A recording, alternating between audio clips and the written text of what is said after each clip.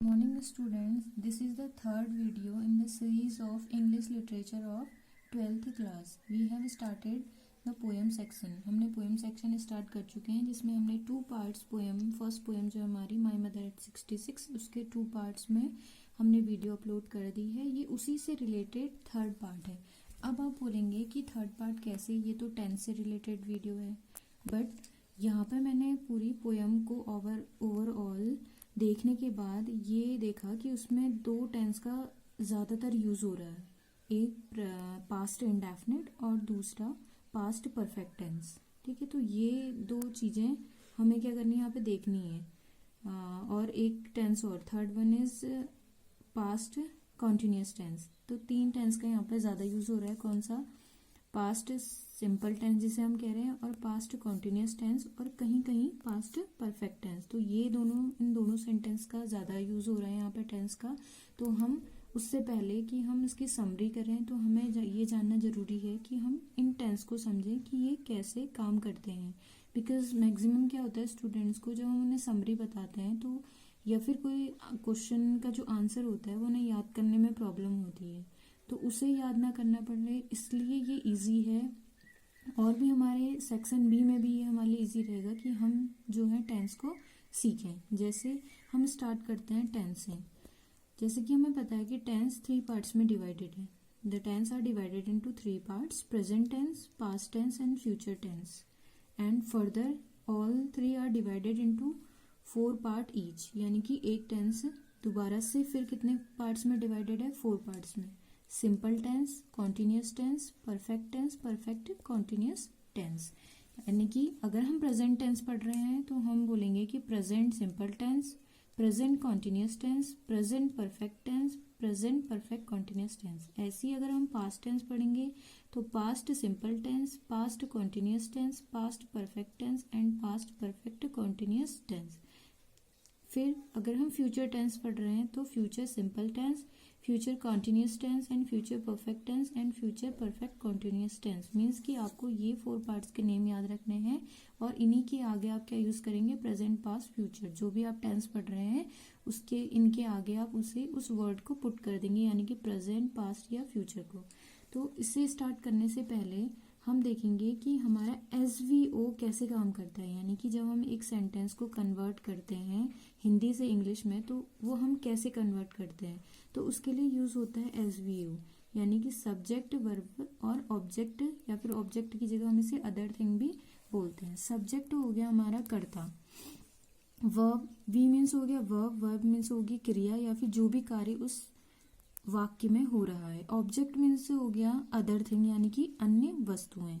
तो यहाँ पे हम देखते हैं कर्ता क्या होता है. पहले हम ये देखेंगे कि जो हमारा सब्जेक्ट है वो होता कौन है? कर्ता. कार्य को करने वाला या फिर क्रिया को करने वाला. कार्य और क्रिया एक ही वर्ड है. ठीक है, तो आप यहाँ पे कंफ्यूज नहीं होंगे. यानी कि जो भी कार्य उस वाक्य में हो रहा है उसको जो भी कर रहा है वो क्या होगा? हमारा कर्ता होगा. ठीक है, क्रिया जो कार्य हो रहा है या फिर कर्ता के द्वारा जो कार्य किया जा रहा है वो क्या होती है? क्रिया. यानी कि ऑल ओवर कर्ता जिस कार्य को उस वाक्य में कर रहा है वो हमारी क्रिया है. मान लो एक उदाहरण हम लेते हैं कि वह खेल रहा है. अब देखो यहाँ पे कार्य को करने वाला, यानी कि यहाँ पे कार्य क्या हो रहा है? कार्य हो रहा है खेलने का काम हो रहा है यहाँ पे. ठीक है, खेलने का काम हो रहा है यहाँ पे, खेलना. तो यहाँ पे क्या हो गया? काम, यानी कि क्रिया जो है वो हमारी क्या हो गई? खेलना. ये हो गई हमारी क्रिया. ठीक है, उसके बाद इस क्रिया को कर कौन रहा है? कार्य को करने वाला या क्रिया को करने वाला कौन कहलाता है? कर्ता. तो इस क्रिया को कौन कर रहा है? वह कर रहा है. तो यानी कि जो वह है वो यहाँ पे क्या है? कर्ता है. ठीक हो गया. अब है अन्य वस्तु. अन्य वस्तु यानी कि कर्ता और क्रिया को छोड़कर जो अन्य शब्द या वाक्य या वस्तु में जो बचेंगे, मतलब वाक्य में जो बचेंगे वो क्या होंगे? सब हमारे अन्य वस्तु में आ जाएंगे. यानी कि यहाँ पे वह और खेल, यहाँ पे तो कोई अन्य वस्तु हमें दिख नहीं रही है तो हम यहाँ पे इसे छोड़ देंगे. ठीक है, फिर है तो हमारा जो एक सेंटेंस होता है, यानी कि जो हमारा एक वाक्य होता है वो कैसे बनता है. देखो सबसे पहले कर्ता का यूज होता है, जैसे हमने यहाँ लिखा था SVO, कर्ता का यूज होता है. फिर क्रिया आती है हमारी, फिर क्या आता है? अन्य वस्तुएं आती है. और इन सब चीजों को मिला के हमारा एक वाक्य बनता है, यानी कि सेंटेंस. हम इंग्लिश में देखें तो कर्ता को हम सब्जेक्ट कहते हैं, क्रिया को हम वर्ब कहते हैं, अन्य वस्तु को हम ओ कहते हैं, और वाक्य को हम इंग्लिश में सेंटेंस कहते हैं। तो इस टाइप से हमारा जो एक सेंटेंस है वो इंग्लिश में बनता है। अब हम देखेंगे कि यहाँ पे जो सब्जेक्ट है वो कौन कौन से हो सकते हैं। ठीक है, सब्जेक्ट दो चीजें हो सकती है, या तो नाउन हो सकता है या फिर प्रोनाउन हो सकता है। ठीक है, नाउन में देखो क्या होगा, नेमिंग वर्ड, जितने भी नेमिंग वर्ड्स होते हैं तो वो सारे क्या होते हैं, नाउन होते हैं। बाकी नाउन और प्रोनाउन से रिलेटेड जो चैप्टर हैं हम वो क्लासेस में कर चुके हैं। आप जो आपके क्लासेस नोट्स हैं उन्हें आप देखेंगे। तो नाउन सिंपल क्या हो गया, नेमिंग वर्ड्स, जैसे राम पर्सन का नेम हो गया, प्लेस का नेम हो गया दिल्ली, किसी थिंग का नेम हो गया बुक, एनिमल का नेम हो गया टाइगर। तो इस टाइप से किसी भी व्यक्ति, वस्तु और स्थान के नाम को हम संज्ञा कहते हैं, या फिर शॉर्ट में हम नेमिंग वर्ड्स कहेंगे। और इसकी पुरानी डेफिनेशन है, means the name of a person, place, animal और थिंग, ये नाउन हो गया। Pronoun, pronoun words which are used in place of noun, simple तरीके से कि वो सारे शब्द जो किसी संज्ञा, यानी कि नाउन क्या है, संज्ञा है, प्रोनाउन क्या है, यहाँ पे सर्वनाम है, वो शब्द जो संज्ञा के स्थान पे यूज होते हैं उन्हें प्रोनाउन कहते हैं। यानी कि ऐसे वर्ड जो हमारे नाउन के स्थान पे, जैसे राम, दिल्ली, बुक, टाइगर, इनके स्थान पे जो वर्ड यूज होंगे उन्हें हम क्या कहेंगे, प्रोनाउन कहेंगे। तो उसके एग्जाम्पल हैं I, we, you, they, he, she, it etcetera. Okay, तो ये सारी चीजें हमने डिटेल में डिस्कस की हैं क्लास में, तो आप अपने प्रीवियस जो नोट्स हैं उन्हें देखेंगे। नेक्स्ट इसी में है हमारा, हमने देखा था पहला सब्जेक्ट देखा था, अब हम डिस्कस कर रहे हैं वर्ब के बारे में। ऑब्जेक्ट में डिस्कस करने के लिए कुछ है नहीं यहाँ पे, क्योंकि हम यहाँ पे पहले ही बता चुके हैं कि सब्जेक्ट और वर्ब को छोड़कर सेंटेंस में जितनी भी चीजें बचेंगी वो हमारी अदर थिंग में आ जाती हैं, यानी कि सब्जेक्ट और वर्ब के बाद आती हैं। तो अब हम यहाँ पे डिस्कस कर रहे हैं वर्ब। वर्ब जो है वो टू पार्ट्स में डिवाइडेड है, main verb and helping verb. Main verb आपको पता है, मेन से ही पता चल रहा है, वर्ब मीन्स हमने आगे बता दिया है क्रिया। तो मेन वर्ब हो गई मुख्य क्रिया, हेल्पिंग वर्ब हो गई सहायक क्रिया। बच्चों ये बहुत सिंपल है, इसमें कोई भी कंफ्यूजन नहीं है। अगर आप इसे एक दो बार ध्यान से पढ़ेंगे तो आपको ये इजीली समझ में आ जाएगा। और ये सारे स्टूडेंट से कहा जा रहा है कि इन सारे नोट्स को अपनी एक नोटबुक बनाएं और उसमें लिखें, ठीक है, और क्लासेस में चेक कराएं। वह क्रिया जो कर्ता के द्वारा, अब मुख्य क्रिया क्या है, वह क्रिया जो कर्ता के द्वारा वाक्य में की जा रही है। ठीक है, यानी कि एक ऐसी क्रिया जो कर्ता के द्वारा की जा रही है वाक्य में, जैसे कि हमने यहाँ डिस्कस किया था, यहाँ क्या था, खेलना। तो यहाँ पे खेलना जो है वो क्या है, मुख्य क्रिया है यहाँ पे। ठीक है, खेलना क्या है, मुख्य क्रिया है। तो ऐसे ही हम यहाँ पे बहुत सारी क्रिया होती है, जैसे खाना। देखो खाना दो चीज होती है, एक तो होता है खाना खाना, एक तो खाना मीन्स होता है फूड, एक खाने को हम कहते हैं फूड। ठीक है, जैसे आप जो चीज खाते हो, दाल, रोटी, चावल, ये सारी चीजें। ठीक है, और एक होती है क्रिया, खाना खाने वाली। ठीक है, खाना खाने वाली क्रिया, तो उसको हम ईट कहते हैं। पीना, पीना हो गया ड्रिंक, सोना हो गया स्लीप। ठीक है, ये सारी होती है मेन क्रिया। ऐसी ही आदि मीन्स होता है, और भी बहुत सारी हैं।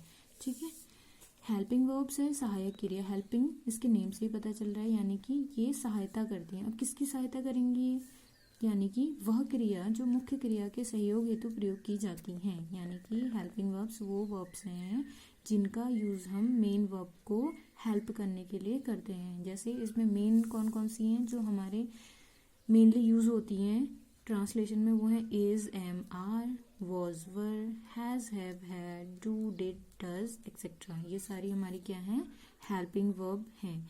इन सारी चीजें, जब ये सारी चीजें आपको क्लियर हो जाएंगी तो उसके बाद आप पढ़ेंगे, आप देखेंगे नेक्स्ट वीडियो पास्ट टेंस की। पास्ट टेंस में हम जो पास्ट टेंस की वीडियो है वो नेक्स्ट डे यानी कि कल हम इसे अपलोड करेंगे, कल बनाएंगे। उससे पहले ये सारे नोट्स जो आपको अभी तक जितनी वीडियो बनाई जा चुकी हैं उससे रिलेटेड सारे नोट्स आपको अपनी एक नोटबुक बनानी है, 12th class English literature poem section के नाम से। उसमें ये सारे नोट्स आपको लिखने हैं सीरियल वाइज, जैसे मैं बताते जा रही हूँ वैसे ही उस नोटबुक में आपको ये सारी चीज़ें लिखनी है। ठीक है, और ये सारी चीज़ें कंपलसरी हैं। ये नोटबुक जो है आपकी वो क्लास में चेक की जाएगी। और जो प्रीवियस वीडियो थी हमारी इम्पोर्टेंट क्वेश्चन से रिलेटेड, माय मदर एट 66 का, उसे भी आप फर्स्ट पेज से आप उसे स्टार्ट करेंगे अपनी नोटबुक में। सेकंड पेज सेकंड वीडियो में मैंने बताया था माई मदर एट 66 के टेक्स्ट के बारे में। तो जब मैंने टेक्स्ट पढ़ाया है तो आप बुक मांगेंगे अपने फ्रेंड से या किसी से भी, उसमें जो डिफ़िकल्ट वर्ड है उनका प्रोनाउंसिएशन लिखेंगे वहाँ पे, ठीक है, उनका उच्चारण क्या है वो आपको लिखना है, और जो मीनिंग मैंने उसमें बताई है वर्ड की कि इस वर्ड की क्या मीनिंग है वो सब आप वहाँ पे लिखेंगे उस वीडियो को देखने के बाद। और थर्ड जो है आपकी थर्ड वीडियो जो आज हम अपलोड कर रहे हैं उसमें हम पढ़ रहे हैं टेंस के बारे में। टेंस के बारे में हम इसलिए पढ़ रहे हैं ताकि जो हम माई मदर एट 66 की समरी करेंगे उसमें हमें ये टेंस क्या करेंगे, हेल्प करेंगे। हम कंटिन्यूसली टेंस की वीडियो नहीं चलाएंगे, हम जो भी चैप्टर या पोएम स्टार्ट करेंगे उससे रिलेटेड जो भी टेंस होंगे उन्हें हम पहले डिस्कस करेंगे। उसके बाद ये टेंस जब हम पास्ट इंडेफिनिट और पास्ट कंटिन्यूस टेंस जब हमारा हो जाएगा कंप्लीट, उसके बाद हम माई मदर एट 66 की समरी में जाएंगे, क्योंकि इससे हमें इजी हो जाएगा माई मदर एट 66 की समरी को हिंदी से इंग्लिश में ट्रांसलेट करने में। Thank you.